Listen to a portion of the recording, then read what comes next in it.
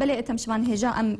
مهمان مجی الاستودیو آمده هر درباره ابویر کنوچ دبن جوین شاندنا آلیکارین جهر ما کردستان بو باجار کوبانی ام هنه کل سروان باربتان جار دیراوسن عبدالعزیز قاسم روزنامه‌وان ویب مربی تقلکی بخیر بی سرچابه اون وک روزنامه‌وان دست بکده امیل سر جوین راوستن او یعنی خاله هری گرنگن هد دست بکده اون چاوا دخوینن جوین دهوکی براستی ایرو چاوه کرده ملت کرد حمول دهوکیا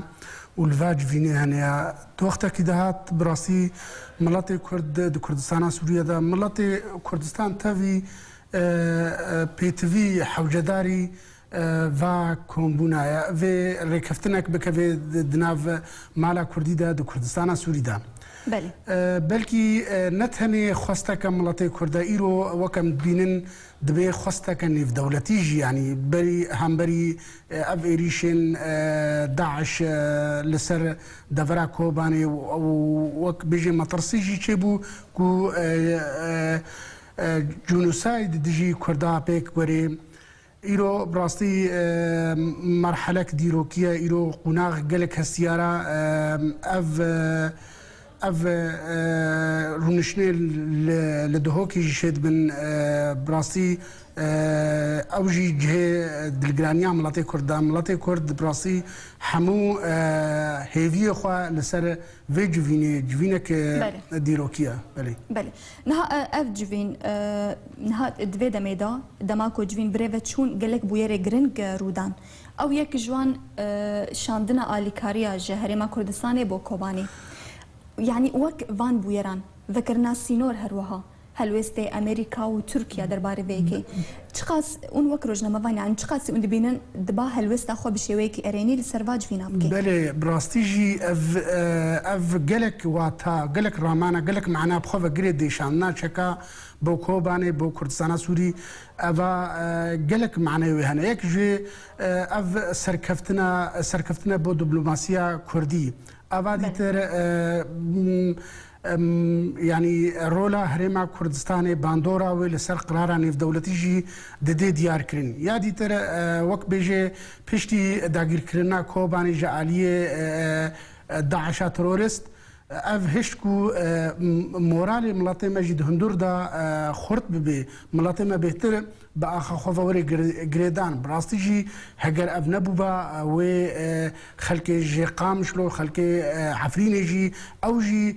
دولة رصيدة بنكو داعش و ايريشوان بكي بلي يعني انها درباري هفكاري دزناف برا هرما كردستاني ام بيجن هروها باجاري كوباني كونها شرليد قومي يعني اجعالي هرمي با قالك تشتد هاتا خستن اجعالي خوا دكن كرنا ودكن ليتشي جي بارتي مي سياسي لروج افاتي خستن دبقونا غيدا براستي وك ام تماشاتك كردستان عراق تفلي بحكومة تفو برز سروك مسعود برزاني هيش تقصيري نكرنا براستي لهمبري ملاتي ما يكرد ايرو تخواستن تفقرا ما يكردي سوريا دا بهردو آلية خوفا لهمبر بربرسيارتي خرابن لقاسي في مرحلة بن ايرو مرحلة نوا ايرو مرحلة تيجشنيا دفي ملاتي كرد هيزا ما لسر هفدو بي ام جواد خوازن اشتفقرا كردي كو دست خوبيخن دست هفدو دا اوان كومبوني دهوكي تشيد بن سربيخن مزجينيكي بدن ام الهيفياوي مزجينيك ومزجينيكي بدن ملاتي خوا بله نهال سر آستي ناف دولتي هل يستا تركيا دفي داوية دا جوهر سناوي درباري ذكرنا ريكي كو بيشمرقا درباسي كوباني ببن وشاوديت بيجم يعني تركيا داوية دا يعني اوجي دولتك دهف فيمانيا ناف دولتي دا علاقاته بامريكا ورا اوجي راستي فشاره هات بيشتي داغير كرنا كوباني و اجاليه كيف فشار يعني فشار اجاليه دوستوي و فشار اجاليه يعني بلكي 20 مليون كرد ايرو الكردستان تركيا اوجي بركب حمو بو فشار يعني وبراستيجي تركيا دولتك برجمندية نجري داينا برجمندية ريخستنك وك داعش يعني تالي داويدا بله انها ام جاردي وگرن سر رولا سروكي هريمي تشخاصي رولك جرينجليست جو بالدبلوماسية أخوة كاريبو نافنتوي ناف دولتي يعني وكان بيجن كاريبو أراضي بكي كو دستورداني كي بكند كوباني ده بله يعني أم حموجي دزانن يعني رولا سروك مسعود برزاني دفي دا جلك مظنبو يعني حتى يعني اف اريكاريا ريش برابر رفكرين اف اريكاريين برين حتى ايرو اف تشكو تقمانيين جاين